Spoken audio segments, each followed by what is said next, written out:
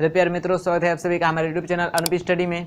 दोस्तों आज की वीडियो में हम लोग लेसन नंबर 24 का न्यूमेरिकल सॉल्व करेंगे। ठीक है, देखिए काफ़ी मेहनतों के बाद आज हम लोग अपने लक्ष्य तक पहुंच चुके हैं।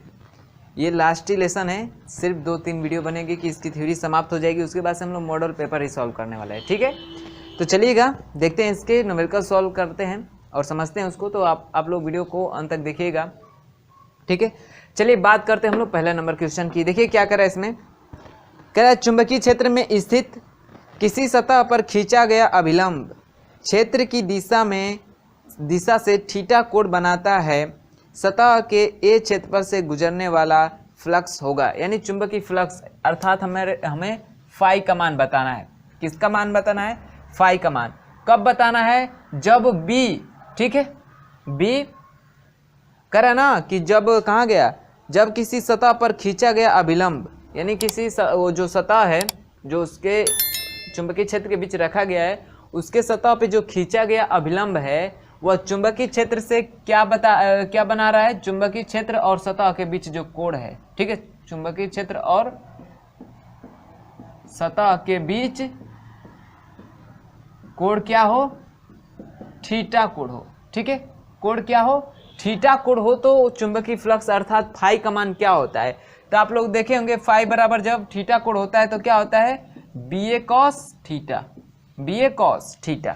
ठीक है, तो ऑप्शन में तो आपको ये वैल्यू दिया नहीं है, ये वैल्यू नहीं दिया है। तो आपको पता है कि बी ए कॉस थीटा किसकी वैल्यू होती है? डॉट प्रोडक्ट की, यानी चुंबकीय क्षेत्र और क्षेत्रफल का डॉट प्रोडक्ट निकाले, यानी फाई बराबर हम बी डॉट ए निकाले तो यही बराबर आता है, ठीक है, यही बराबर आता है क्या? मॉड बी इंटू मॉड ए और कॉस थीटा। ठीक है, इसी को लिखते हैं क्या? B A cos theta. क्या लिखते हैं? B A cos theta. तो बी ए कॉस थीटा को हम क्या कह सकते हैं? B dot A. ठीक है, यानी जो हमारा चुंबकीय फ्लक्स होता है, जब थीटा एंगल सतह और चुंबकीय क्षेत्र के बीच थीटा एंगल हो, तो जो हमारा चुंबकीय क्षेत्र होता है, जो चुंबकीय फ्लक्स होता है वो चुंबकीय क्षेत्र और क्षेत्रफल के क्या होता है? डॉट प्रोडक्ट के क्या होता है? बराबर होता है, डॉट प्रोडक्ट के। ठीक है, तो यदि आपको ऑप्शन में ये मिल रहा है तो इसको टिक कर दीजिए, नहीं तो ये नहीं है तो बी डॉट ए दिया होगा जरूर आपको ऑप्शन में। ठीक है, तो देखिए बी डॉट ए दिया है ऑप्शन नंबर सी में, यानी पहले का ऑप्शन नंबर कौन सा करेक्ट हो जाएगा? ऑप्शन नंबर सी करेक्ट हो जाएगा, ऑप्शन नंबर सी करेक्ट हो जाएगा। बात समझ में आई है दोस्तों? चलिएगा नेक्स्ट क्वेश्चन की बात करते हैं, दूसरा नंबर क्वेश्चन। ठीक है, दूसरा नंबर क्वेश्चन, तो इसको भी आप लोग कर चुके होंगे बिल्कुल, जितने लोग भी थ्योरी देख चुके हैं। मैंने हर बार कहा है, पीछे भी कहा है, अभी कहूँगा कि जो फिजिक्स है, केमिस्ट्री है, उसकी मायने रखती है थ्योरी। ठीक है, आपका 75% थ्योरी नंबर दे देगी, जो 25% है आपका उसका जो न्यूमेरिकल्स है उसमें से आता है। ठीक है, यानी जो न्यूमेरिकल्स वो भी 25% क्या आपको अभ्यास करना है? बस न्यूमेरिकल सॉल्व करना अभ्यास करना है, नहीं तो सारा आपकी थ्योरी नंबर दे देगी। ठीक है, तो थ्योरी उसका आप लोग जब भी पेपर पढ़ने जाएगा तो थ्योरी कभी मिस मत करिएगा। ठीक है, जितने भी वीडियो आप लोग बनाए गए हैं उसकी सारी थ्योरी की वीडियो आप लोग देख लीजिए, और जो न्यूमेरिकल सॉल्व कराएं उससे आप प्रैक्टिस कर लीजिए न्यूमेरिकल सॉल्व करने की। ठीक है, और जिस दिन आप पेपर देने जाइएगा उस दिन आप लोग फिजिक्स और केमिस्ट्री की जितनी भी थ्योरी होगी आप लोग उसको एक बार अच्छी तरीके से पढ़ लीजिएगा। ठीक है, तो चलिए दूसरा क्वेश्चन में क्या कर रहा है उसकी बात कर लेते हैं। तो कह रहा है विद्युत चुंबकीय प्रेरण में उत्पन्न विद्युत वाहक बल की दिशा किस नियम से ज्ञात की जाती है? कि दिशा किस नियम से ज्ञात की जाती है? तो आपका लेंस का दूसरा नियम देखे होंगे, सॉरी फैराडे का दूसरा नियम। ठीक है, फैराडे का दूसरा नियम वो क्या बताता है कि जो उस परिपथ में जो प्रेरित विद्युत वाहक बल या जो प्रेरित विद्युत धारा उत्पन्न होती है वह सदैव उस कारण का विरोध करती है जिस कारण वह उत्पन्न होती है, जिसे हम लोग लेंस का नियम भी कहते हैं। ठीक है, वो जो है फैराडे का दूसरा नियम ये किसको बताता है? विद्युत वाहक बल की दिशा को बताता है। ठीक है, फैराडे का द्वितीय नियम। तो यदि फैराडे का द्वितीय नियम दिया है ऑप्शन में तो उसको टिक करिए, नहीं दिया है तो आपका लास्ट ऑप्शन है, अंतिम ऑप्शन है लेंस का नियम। फैराडे का द्वितीय नियम दिया होगा या लेंस का नियम दिया होगा, दोनों में से कोई एक दिया होगा। ठीक है, ये दोनों में से नहीं दिया है तो फैराडे का नियम दिया होगा। ठीक है, तो फैराडे का नियम दिया तो फैराडे के नियम को टिक करिए, नहीं तो फैराडे के नियम के अंतर्गत ही आपका आएगा फैराडे का द्वितीय नियम, और द्वितीय नियम को ही कहते हैं लेंस का नियम। ठीक है, तो यदि फैराडे का द्वितीय नियम लेंज का नियम नहीं देता है तो फैराडे का नियम ऑप्शन में दिया होगा तो टिक करिएगा, नहीं तो यदि फैराडे का द्वितीय नियम या लेंज का नियम दिया हो तो उसको टिक करिएगा। फैराडे का भी नियम दिया हो और लेंज का भी नियम दिया हो तो किसको टिक करेंगे? लेंज के नियम को, क्योंकि फाइनल रिजल्ट वही है ना, लेंज का नियम। तो इसका कौन सा करेक्ट हो जाएगा? लेंज का नियम या फैराडे का द्वितीय नियम। ठीक है, फैराडे का द्वितीय नियम या इसी को कहते हैं लेंज का नियम, लेंज का नियम। ठीक है, तो ऑप्शन में आपको देखिए कौन सा दिया है, एम्पियर के नियम से, भाई नहीं, लेंज के नियम से, लेंज का नियम से, फैराडे के नियम से, या क्या है, मैक्सवेल के नियम से। तो फैराडे के नियम से, तो फैराडे के नियम से तो होता है, लेकिन कौन से? द्वितीय नियम से, और उसी द्वितीय नियम को क्या कहते हैं? लेंज का नियम। ठीक है, तो फाइनल रिजल्ट तो यही है ना, फैराडे का द्वितीय नियम या लेंज का नियम। तो लेंज का नियम ऑप्शन में दिया है, फैराडे का द्वितीय नियम ना देके लेंज का, क्योंकि ये दोनों का बात एक ही है। ठीक है, तो लेंज का नियम ऑप्शन नंबर बी में दिया है, तो दूसरे का ऑप्शन नंबर बी को आप लोग क्या करिए? टिक कर लीजिए। ठीक है, चलिएगा थर्ड क्वेश्चन की बात करते हैं। तो थर्ड क्वेश्चन आपका न्यूमेरिकल है, उसका फार्मूला भी आपको बताया गया है, बिल्कुल इजी है। ठीक है, पढ़ते ही आप लोग कर जाएंगे, फार्मूला याद होगा, सामने आपके आएगा नज़र के, आप सॉल्व कर लेंगे। देखिए क्या है, बिल्कुल इजी है। करा 0.4 मीटर लंबाई के, 0.4 मीटर लंबाई के, यानी एल का मान दिया है 0.4 मीटर लंबाई के एक सीधा चालक तार 7 मीटर पर सेकेंड के वेग से, 7 मीटर यानी v का मान दिया है 7 मीटर पर सेकेंड के वेग से 0.9 वेबर प्रति मीटर स्क्वायर, अर्थात b का मान दिया है 0.9 वेबर प्रति मीटर स्क्वायर चुंबकीय क्षेत्र में क्या कर रहा है? गतिमान है। चालक के सिरों पर उत्पन्न प्रेरित विद्युत वाहक बल अर्थात E का मान क्या होगा? तो हम लोगों ने फार्मूला आप लोग पढ़े थे कि लॉरेंज बल के कारण विद्युत वाहक बल, लॉरेंज बल के आधार पर विद्युत वाहक बल या लॉरेंज बल के कारण विद्युत वाहक बल, तो निकाले थे कि E बराबर क्या था? तो Q V B sine theta upon क्या था? Q था, आवेश था। Q से Q कट गया था तो E बराबर आपका आया था इसमें L का भी गुणा करते हैं, लंबाई का भी, क्योंकि बल गुणे विस्थापन होता है, तो L का भी गुणा किए थे तो आता है V B L sine theta, यही फार्मूला आता है। तो इसमें तो थीटा की वैल्यू दी नहीं है, दिया नहीं है। ठीक है, थीटा की वैल्यू दिया भी नहीं है, तो इसका मतलब वो लंबवत प्रवेश कर रहा होगा, तभी तो साइन थीटा, साइन 90 अंश का मान 1 होता है, तब बस इतना रख देंगे। ठीक है, तो चलिए साइन थीटा की वैल्यू नहीं दिया तो हम साइन थीटा को नहीं रखेंगे, तो E बराबर क्या हो जाएगा? E बराबर वी बी एल। अब सबकी वैल्यू दिया है, देखिए वी बी एल वैल्यू दिया हुआ है, रख के बस इसका क्या करिए? कैलकुलेशन कर दीजिए, तो E बराबर आपका मान आ जाएगा कितना है? V का मान कितना है? 7 गुणे B का मान कितना है? 0.9 गुणे L का मान कितना है? 0.4। ठीक है, अब गुणा कर दीजिए, क्या करिए? गुणा कर दीजिए। चलिए गुणा कर देते हैं, तो E बराबर कितना आ जाएगा? गुणा करिए, 7 9 63, 7 9 63, 6.3 होगा, गुणे 0.4। अब इसका गुणा कर देंगे तो E बराबर कितना हो जाएगा? 4 3 12 को 2 कैरी हुआ 1। ठीक है, तो 4 6 के 24, 24 1 25, दशमलव कितने स्थान पे लगेगा? तो एक स्थान इसका, एक स्थान इसका, कितना? 2 स्थान, तो 2.52 वोल्ट, 2.52 वोल्ट। देखिए ऑप्शन किस में दिया है? 2.52 वोल्ट, ऑप्शन नंबर सी में दिया है। ठीक है, ऑप्शन नंबर सी में, तो तीसरे का ऑप्शन नंबर कौन सा करेक्ट हो जाएगा? Option number C, option number C. क्या करिए आप लोग? इसको टिक कर लीजिए, ऑप्शन नंबर सी को टिक कर लीजिए और इतना नोट भी कर लीजिए। ठीक है, और जहाँ पे भी आपको कन्फ्यूज़न होगा, जहाँ पे डाउट होगा, आप लोग वीडियो को रिवर्स कर लीजिएगा, थोड़ा बैक करके देख लीजिएगा, पुनः समझ में आ जाएगा। इसमें कुछ डाउट की भी बात नहीं है, बिल्कुल फार्मूले पे ही था। ठीक है, तो इतना नोट करिएगा, फिर आगे देखते हैं। नोट करिएगा इतना।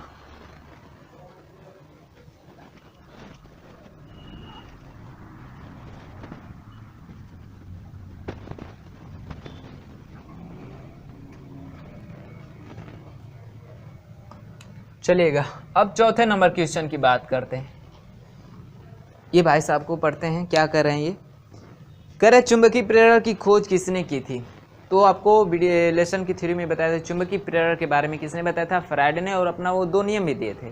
ठीक है, और अरस्टेड ने क्या किया था, तो विद्युत धारा का चुंबकीय प्रभाव के बारे में बताया था। जब उन्होंने चुंबकीय प्रभाव के बारे में बताया तो फिर कुछ आगे चल के फैराडे ने उसी विद्युत चुंबकीय प्रभाव के आधार पे ही उन्होंने विद्युत चुंबकीय प्रेरण के बारे में बताया और 2 नियम दिए थे।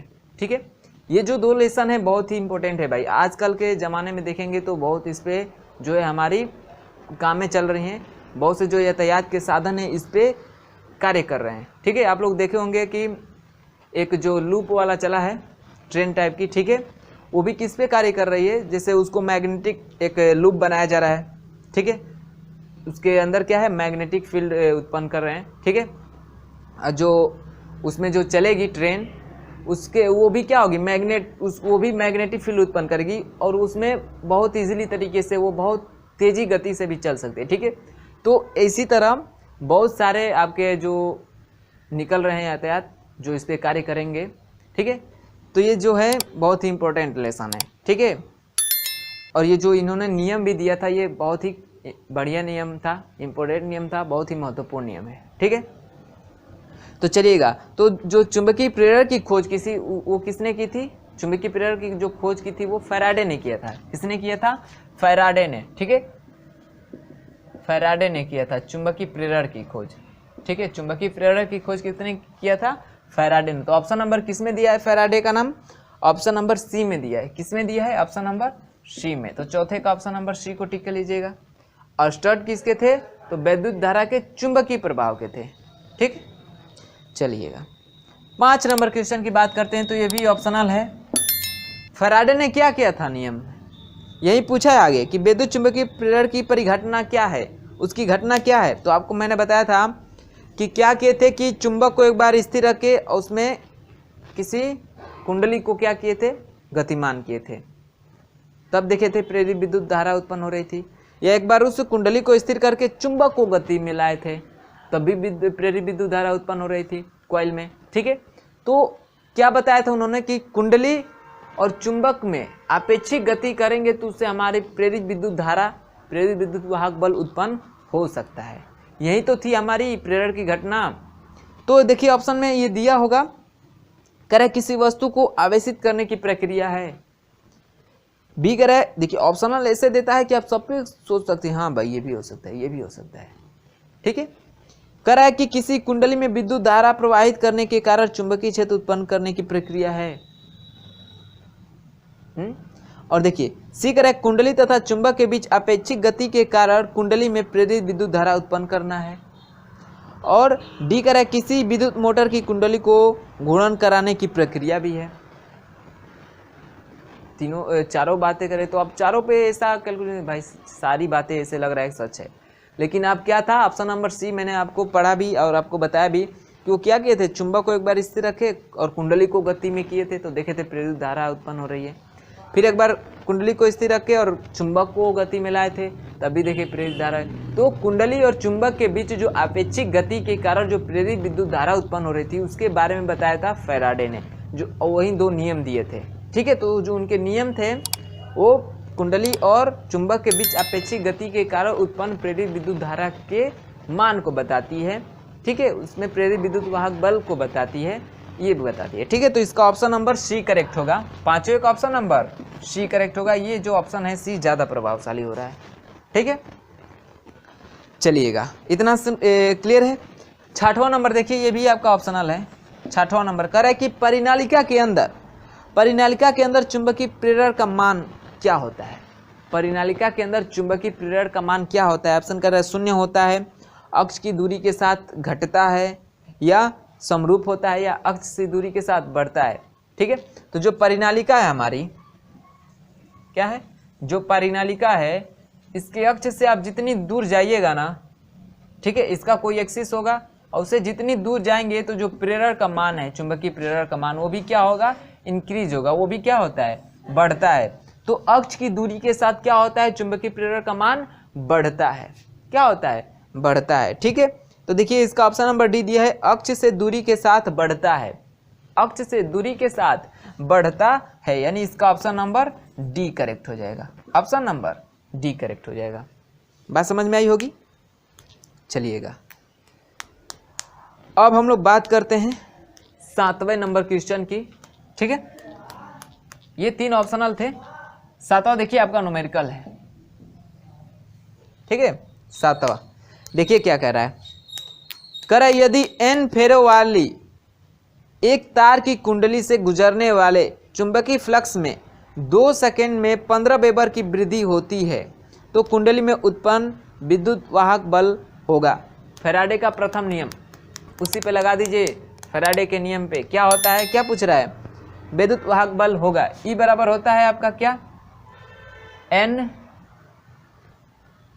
डेल्टा फाई, क्योंकि phi two minus phi one अपन डेल्टा टी लिखते हैं, तो phi two minus phi one बराबर ही क्या है, डेल्टा फाई, यानी चुंबकीय फ्लक्स में परिवर्तन। यानी E बराबर क्या होता है, n डेल्टा फाई अपान डेल्टा टी। अब इसका मान दिया कि 15 वेबर प्रति मीटर स्क्वायर का चुंबकीय फ्लक्स परिवर्तन हो रहा है। कितने सेकंड में, तो 2 सेकंड में। फेरों की संख्या कितनी है, 10 है। तो विद्युत वाहक बल नहीं निकालेंगे। E बराबर, जो इसमें माइनस चिन्ह है वो किसको बताता है, आपका दूसरा नियम में बताया गया है कि जिस कारण उत्पन्न होती है उसी कारण। ठीक है, तो आपको माइनस चिन्ह लिखने की जरूरत नहीं है।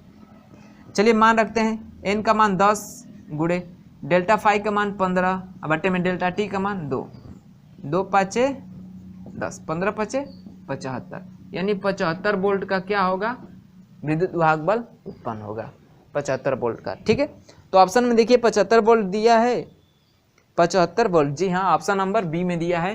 तो 7वें का ऑप्शन नंबर क्या हो जाएगा, बी करेक्ट हो जाएगा। ठीक है, तो ऑप्शन नंबर आप लोग बी को करेक्ट कर लीजिएगा। समझ में आया है आप लोगों को। सेम इस फार्मूले पे था, इसी फार्मूले पे वैल्यू रख देंगे, सारी वैल्यू दी थी आपको क्वेश्चन में, उस पर रख के आप सॉल्व कर देंगे। ठीक है, इसमें ज़्यादा आपका फार्मूले नहीं है। आपका एक फैराडे का जो फार्मूला है, ये वाला फार्मूला, इसको याद रखना है। फिर लॉरेंज के बल के कारण जो विद्युत वाहक बल था उसको याद रखना है। और जो धारामापी का अमीटर में परिवर्तन, धारामापी का वोल्ट मीटर में परिवर्तन और ट्रांसफार्मर, यही बस फार्मूला है। इसको आप लोग याद कर लेंगे, ये पूरा लेसन समाप्त हो जाएगा। इसकी थ्योरी आप पढ़ चुके हैं, ये लेसन पूरी तरह से समाप्त हो जाएगा। लेकिन हाँ, ये बात याद रखिएगा, जो इसके पीछे भी लेसन पढ़े हैं उसके भी फार्मूले याद रखें, क्योंकि ये सब एक पार्ट, अलग पार्ट क्यों बनाएंगे, क्योंकि ये सब एक दूसरे से कनेक्टेड हैं। इधर जितने लेसन पढ़े हैं पार्ट 2 में, यानी फिजिक्स पार्ट 2 में, यानी वैद्युत में, तो वो एक दूसरे से कनेक्टेड है, और उधर जो पढ़े थे वो एक दूसरे से कनेक्टेड है। ठीक है, तो इसका भी न्यूमेरिकल सॉल्व करने में हम पिछले जो फार्मूले थे उसका यूज कर सकते हैं। ठीक है, तो ये एक दूसरे से कनेक्टेड, इसलिए पार्ट 2 फिजिक्स होती है जो इंटर तक पढ़ेंगे, पार्ट 1 पार्ट 2। पार्ट 1 में आप प्रकाश से रिलेटेड पढ़ते हैं, ठीक है, और पार्ट 2 में विद्युत से रिलेटेड पढ़ते हैं। ठीक है, तो ये सारे लेसन जो हैं एक दूसरे से कनेक्टेड हैं, तो सबको लेते चलना है। जैसे आगे आगे बढ़ रहे हैं ना, तो जो पीछे के हैं उसको भी आपको साथ लेते चलना है, क्योंकि वो भी यूज में आएंगे। ठीक है, चलिएगा 8 नंबर क्वेश्चन की हम लोग बात करते हैं। 8 नंबर क्वेश्चन क्या कह रहा है, कह रहा है तांबे की तार की एक आयताकार कुंडली जिसकी चुंबकीय क्षेत्र में घूर्णी गति कर रही है। ठीक है, इस कुंडली में प्रेरित विद्युत धारा की दिशा में कितने परिभ्रमण के पश्चात परिवर्तन होता है, ये हमसे पूछ रहा है। कह रहा है एक तांबे की तार को एक आयताकार कुंडली जिसकी चुंबकीय क्षेत्र में क्या कर रहा है, कुंडली किसी चुंबकीय क्षेत्र, ठीक है, किसी चुंबकीय क्षेत्र में घूर्णी गति कर रही है, घूर्णी गति कर रही है। एक घूर्णन होता है, एक परिक्रमण होता है। तो घूर्णन क्या होता है, जो अपने अक्ष पे क्या करती है, घूमती है, उसको घूर्णन गति कहते हैं। ठीक है, अब परिक्रमण क्या कहते हैं, तो जो किसी को अक्ष मान के अपना और उसके चारों तरफ घूमती है उसको परिक्रमण कहते हैं। ठीक है, जैसे सूर्य को एक केंद्र मान के अब पृथ्वी क्या करती है, चक्कर लगाती है, तो वो परिक्रमण हुआ। अब पृथ्वी भी देखेंगे तो अपने एक्सिस पे क्या करती है, घूर्णन गति करती है। ठीक है, तो उसी तरह तांबे का एक तार है जो आयताकार है, क्या है, आयताकार है, ऐसे है, और ये किसी एक्स पे किसी एक्सिस पे क्या कर रही है, घूर्णी गति कर रही है, कर है ना, घूर्णी गति कर रही है। तो इस कुंडली में प्रेरित विद्युत धारा की दिशा में कितने परिभ्रमण के पश्चात परिवर्तन होगा, ये हमसे क्या कर रहा है, पूछ रहा है। यानी ये अपने अक्ष पे कितनी बार घूमेगी तो क्या होगा, इसके जो क्या है विद्युत वाहक बल का जो जो प्रेरित विद्युत धारा, विद्युत वाहक बल नहीं, प्रेरित विद्युत धारा की दिशा में कितने परिभ्रमण के पश्चात क्या होगा, परिवर्तन होगा। यही हमसे क्या कर रहा है, पूछ रहा है। ठीक है, क्या कर रहा है, पूछ रहा है। ठीक है, तो देखिएगा ये घूम रही है, अपने अक्ष पे घुड़ी गति कर रही है, तो इस डायरेक्शन में है, मान लीजिए इस डायरेक्शन में है, तो इसकी धारा की दिशा कुछ और होगी, मान लेते हैं ऐसे है धारा की दिशा। ठीक है, और जैसे ये आधा चक्कर लगाएगी क्या होगी, जैसे ही आधा चक्कर लगाएगी, आधा चक्कर, तो कह रहा है ना कि कितने चक्कर बाद इस कुंडली में जो प्रेरित विद्युत धारा की दिशा है कितने परिभ्रमण के कितने परिभ्रमण के बाद पश्चात परिवर्तन होगा। तो जैसे ही ज़्यादा परिभ्रमण की जरूरत नहीं है, जैसे ये आधा चक्कर लगाएगी ना अपने अक्ष पे ही, जैसे ही क्या होगी, आधा चक्कर लगाएगी, तो क्या होगा, इसमें जो धारा की दिशा है वो क्या हो जाएगी, पलट जाएगी। क्या होगी, पलट जाएगी, क्योंकि ये एक क्वाइल में, क्योंकि एक बंद परिपथ जो चुंबकीय क्षेत्र से क्या होता है, घिरा होता है, उसमें रखा होता है इसको। जैसे घुमाएंगे, जैसे मान लीजिए धारा इस दिशा में जा रही है, जो मान लीजिए इधर n है, इधर s है।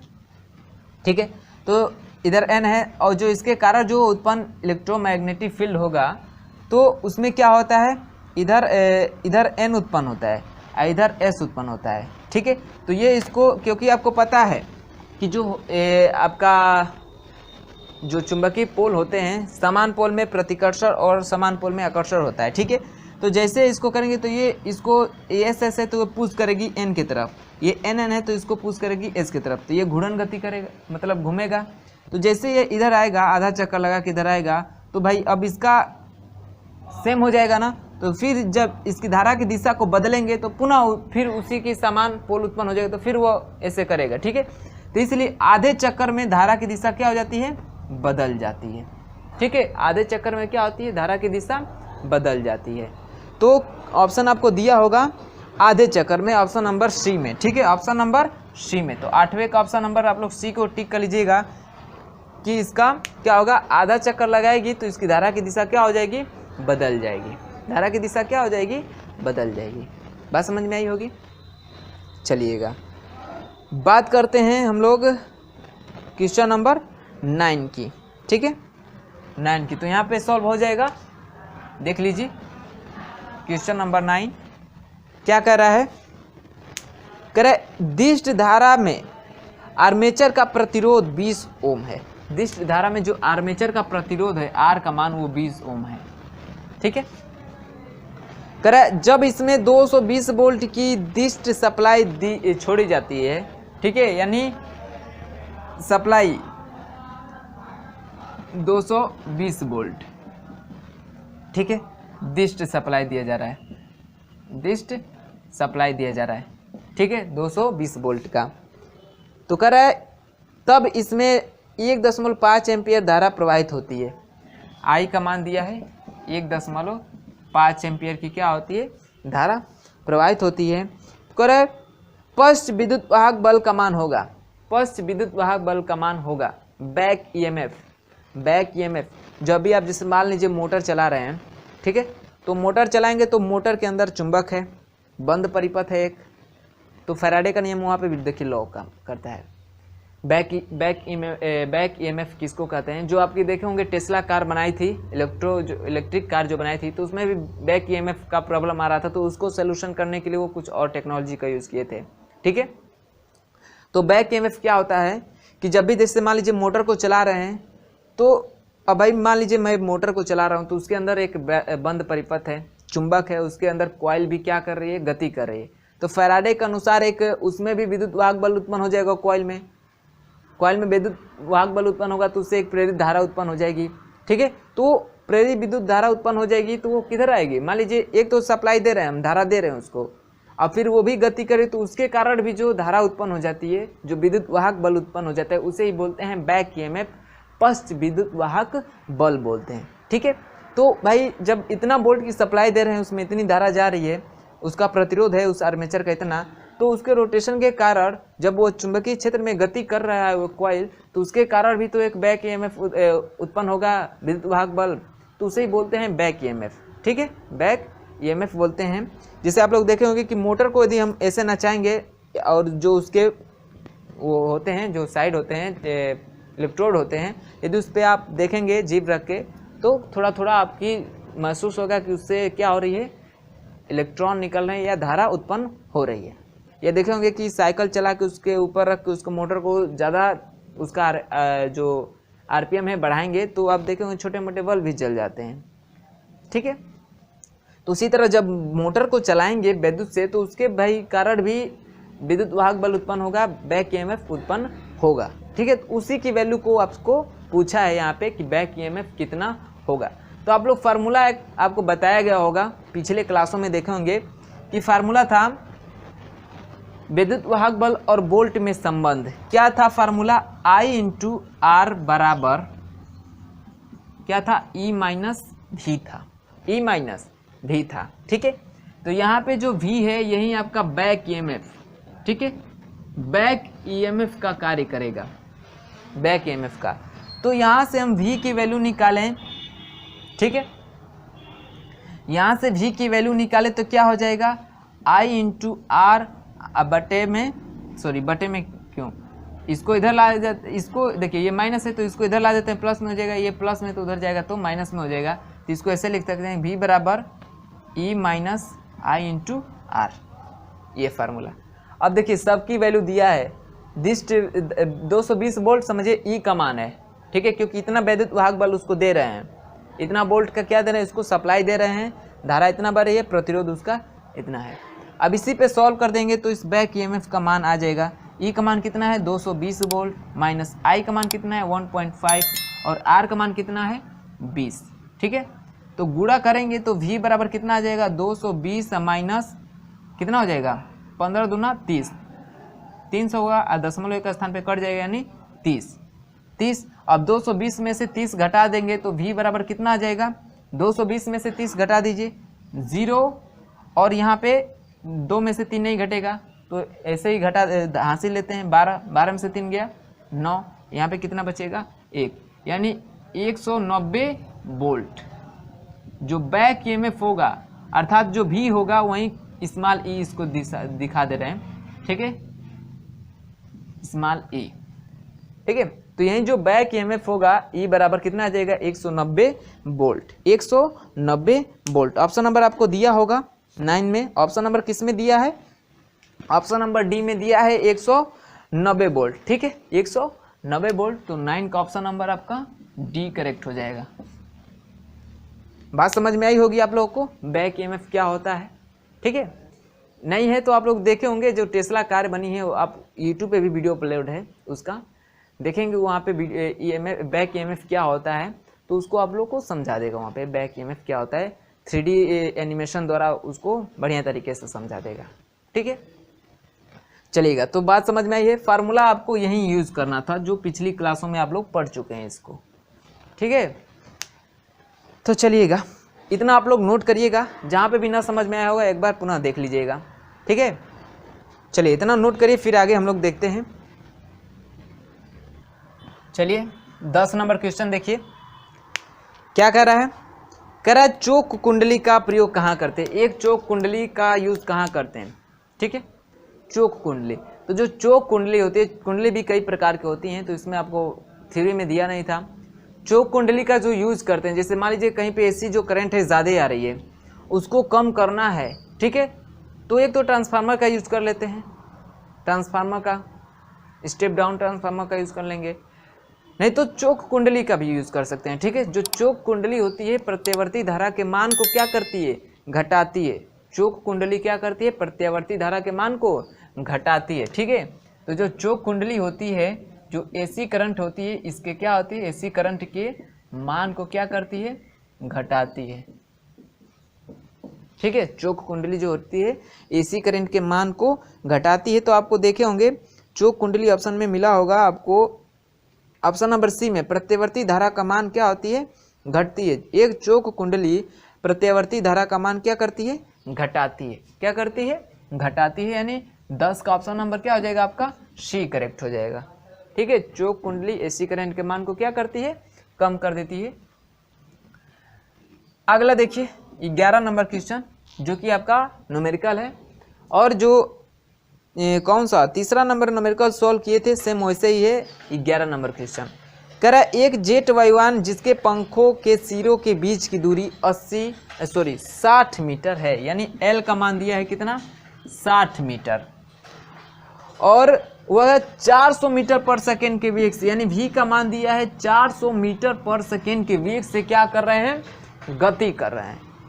और कहाँ गति कर रहे हैं, तो यदि पृथ्वी की चुंबकीय क्षेत्र का मान, यानी पृथ्वी के चुंबकीय क्षेत्र में गति कर रहा है, क्योंकि भाई जो वायुयान उतरेगी उड़ेगी या उतरेगी पृथ्वी पे ही, पृथ्वी के वायुमंडल में ही। अब पृथ्वी का आपको पता है कि चुंबक की भांति कार्य करती है, तो इसका भी क्या है, मैग्नेटिक फील्ड है, चुंबकीय क्षेत्र है। उस क्षेत्र का मान है 0.3 गॉस, 0.3 गॉस। तो देखिए भाई ये दोनों जो मात्रक है एसआई पद्धति में है, और ये जो गॉस है ये किस पद्धति में है, सीजीएस पद्धति में। तो इसको भी कन्वर्ट करते हैं किस में, एसआई पद्धति में। तो एसआई पद्धति में चुंबकीय क्षेत्र का मान क्या होता है, वेबर प्रति मीटर स्क्वायर, टेस्ला या न्यूटन प्रति एम्पियर इंटू मीटर। तो आपको पता है एक गॉस में कितना होता है, 10⁻⁴ वेबर प्रति मीटर स्क्वायर। तो इसमें कितना हो जाएगा, तो 0.3 गुणे 10⁻⁴ वेबर प्रति मीटर स्क्वायर। ठीक है, ये बी का मान हो गया। तो पूछ रहा है जो विद्युत वाहक बल उत्पन्न होगा उनके कारण वो कितना होगा। तो आपको पता है क्या होता है भाई, VBL, यही तो फार्मूला है अभी यूज़ किए थे।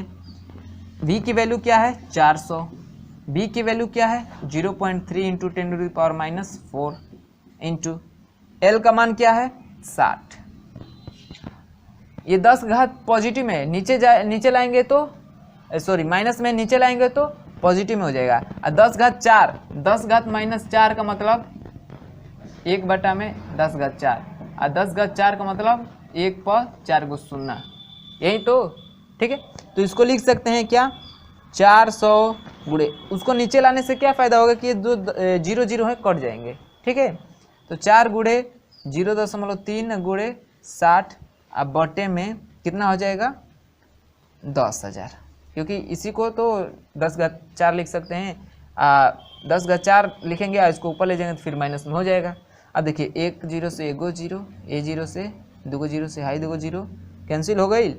चलिएगा अब गुणा कर देते हैं इसका, कितना हो जाएगा 4 6 24, 4 6 24, और 24 का इसमें गुणा करिए, लिख देते हैं भाई 24 गुणे 0.3 और बटे में 10। ऑप्शन भी देखते चले भाई, ऑप्शन के, हाँ भाई इसका मान नहीं रखा है, इसका तो समझिए भाग करके ला देंगे उसे। ठीक है, चलिएगा अब गुणा करते हैं, या भागी कर दीजिए पहले या गुणा कर लेते हैं, कुछ भी करिए।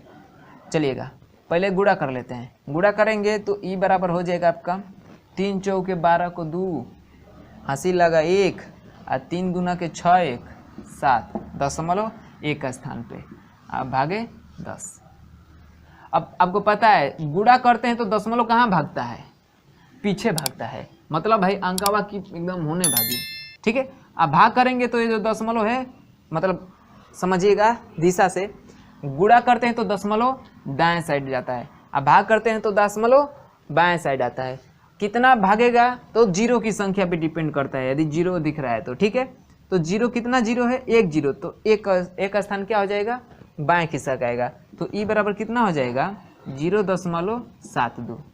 नहीं समझ में आ रहा है तो क्या करिए भाई, इतना हो गया, देखिए इतना ही होगा। ठीक है, और नहीं समझ में आ रहा है तो दशमलव को हटाने के लिए क्या करेंगे 10 से गुणा, ऊपर 10 से गुणा नीचे 10 से गुणा, तो क्या हो जाएगा ई बराबर 72/100। अब भाग जाए ई ना जाए तो सबसे पहले क्या करवा, दशमलव लगाएंगे तो 0 बढ़ जाएगा, 720 हो जाएगा। पहले बार 7 बार भाग जाएगी, 720 बचेगा, दशमलव ऑलरेडी लग चुका है तो 0 बढ़ जाएगा, 200 हो जाएगा। 100 दहिया 100 दूना 200, यानी 0.दशमलव का ही सीरी है 0। ठीक है, तो कितना हो जाएगा 0.72। क्योंकि आप कभी भी पेरेंट्स का नाम लिखते हैं पापा का नाम तो श्री लगाते हैं आगे।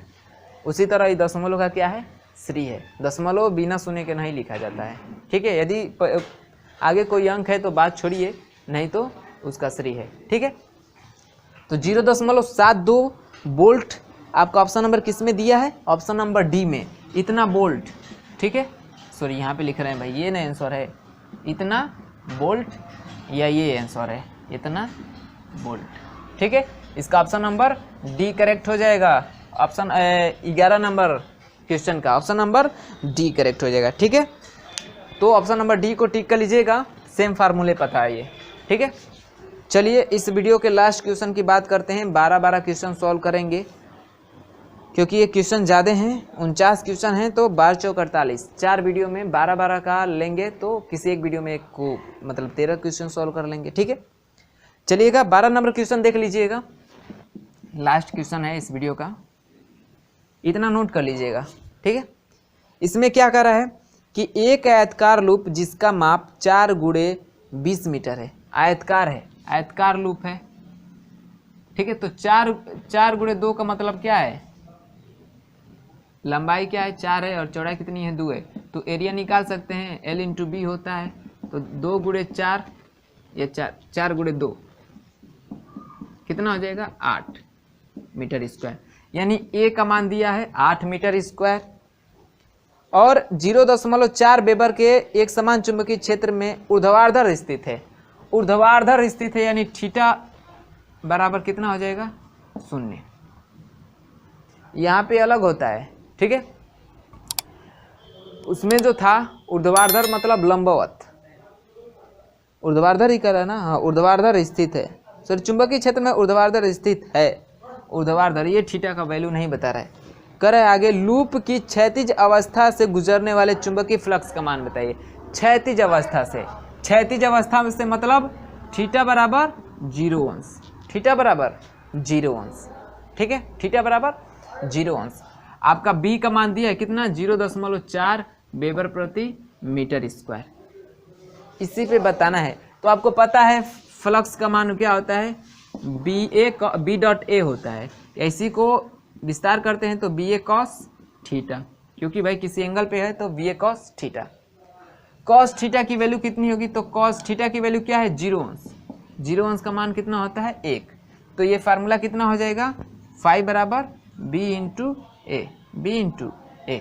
अब B का मान आपको पता है कितना है 0.4 है, A का मान कितना है 8 है, तो फाई बराबर कितना हो जाएगा 8 चौके 32, यानी 3.2, इसका मान क्या होता है वेबर, मात्रक, सॉरी मात्रक क्या होता है वेबर, तो कितना आ जाएगा 3.2 वेबर। जो फ्लक्स का मान होगा वो कितना हो जाएगा 3.2 वेबर। तो ऑप्शन कौन सा मैच हो जाएगा इसका, 12 का ऑप्शन नंबर ए 3.2, ठीक है, ऑप्शन नंबर ए मैच हो जाएगा।